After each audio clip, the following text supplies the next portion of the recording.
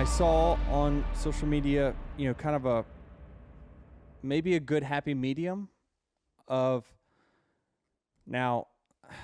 I think the stage caution thing, I hate to throw him under the bus on his final year, but this came from Kevin Harvick saying we have to throw out the cautions.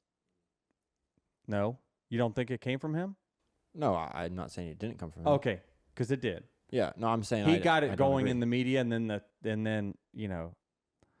the people on social media took over and saying, well, he's right. He's right. So what Kevin's saying is that, well, we got to get rid of the stage cautions because everyone's strategy is the same now. Well, I can assure you they're all the same now because we're just going to run our car out of gas and run it from the back because we're not planning for many cautions anymore. I think a good happy medium and would be let's go back to stage cautions, but you need to move the stages in a different spot where it will put you in a decision. Do you want to get stage points or do you want to get a win? Because it is so hard to pass. And not only will it do that, so you can put them at a... Can't you just be more... can't you just throw a real caution more often? Like for the Suarez spin, couldn't you just throw a caution for that? They could, but NASCAR, they keep getting thrown at them every week that you're inconsistent. You throw for this, throw for that. They've been pretty consistent over the years. If someone spins out at a road course in a corner, they don't throw cautions for that. So they're being consistent. Well, then I guess, yeah, you only have one choice. But, I mean, I mentioned before the race, me and Chris Gabehart were talking, and it was like, they ain't going to let it go green like they did last week. No way, Jose. They are going to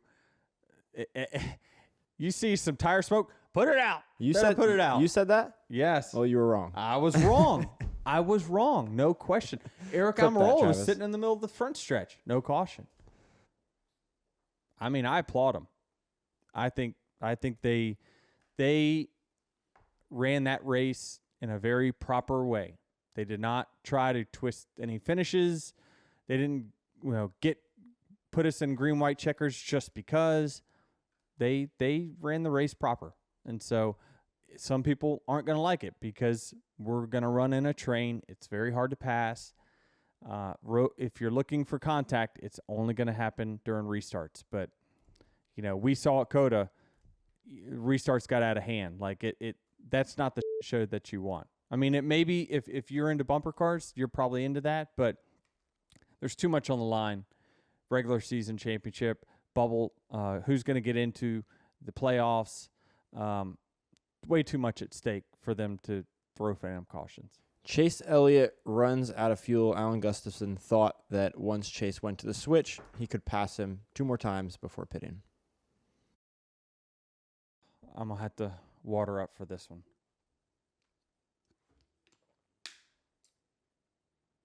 All right, time for Inside Baseball. I got that term from Chris Gabehart. This is his 4th mention of the podcast. Chris, if you're tuning in, that's your last one. So, I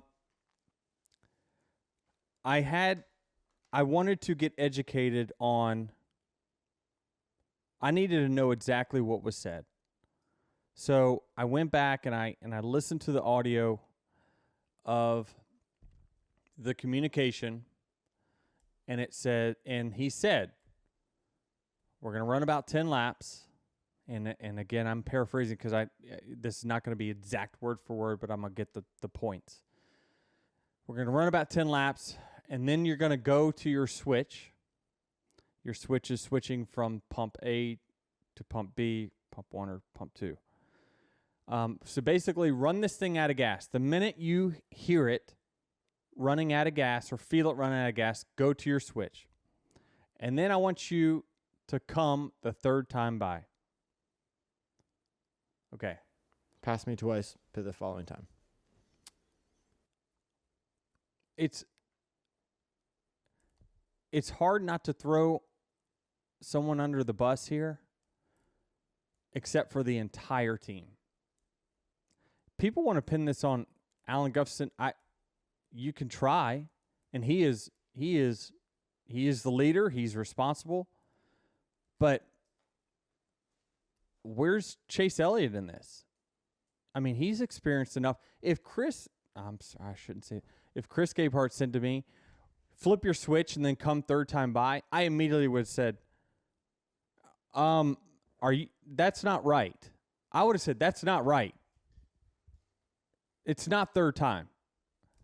I can't go that far. I know I cannot go that far. That's elementary. So they said it multiple times, and why was it not a red flag to anyone that was hearing it? They have a war room of people that listen to the communication as well. Where is the button where someone's saying, did he just say third time by? Can we roll that back? Because that's what they would do. They're recording all the audio. Hey, Alan, that's not right. He needs to come next time. I just find it so extremely bizarre. Not Chase, not Alan, or not anyone that heard that communication multiple times did not raise their hand and say, are we sure our math is correct? Because it's three times worse than it should be. Like there's no way. You'd be lucky to go a lap. So it's hard to not throw one person under the bus because you can't. It's everyone's fault. This was on everyone's fault. So people want to pinpoint and think that it's one person's decision and they screwed up. There's plenty of safeguards in place at a team with that kind of resources where, and I applaud Alan. He didn't want to talk. He was leaving the racetrack, dusting some of those guys. I saw at the front stretch, and Bob Pockris is basically walking behind him. Alan refuses to stop. But he talks, and it's just like, listen, I'm not going to air out in the media how we messed this up. We know what our struggle was internally. We know what happened. We don't know. But today I'm part of the media, so I have to talk about it. I'm going to use all the facts that I've got in front of me to give my opinion of it. It could be I don't know the internal communications that they had that we didn't hear, right? But from my standpoint, I found it crazy to believe that not the driver or anyone was not surprised hearing that statement. There has to be some sort of trigger that this is not right. Can I try to make a third grade reference for this? Yes. How many miles is Watkins Glen, the track? 2.5.